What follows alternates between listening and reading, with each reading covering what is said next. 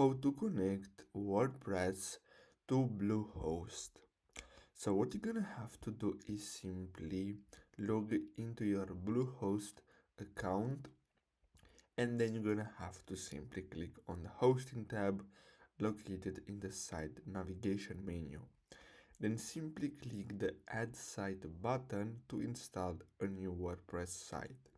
So choose install WordPress and then click on continue.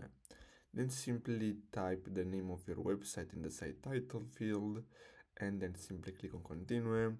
And then here what you're gonna have to do is simply enter your domain and then click on continue, and then basically this install will start. So basically you're gonna have to log into your WordPress account, and that's all you have to do.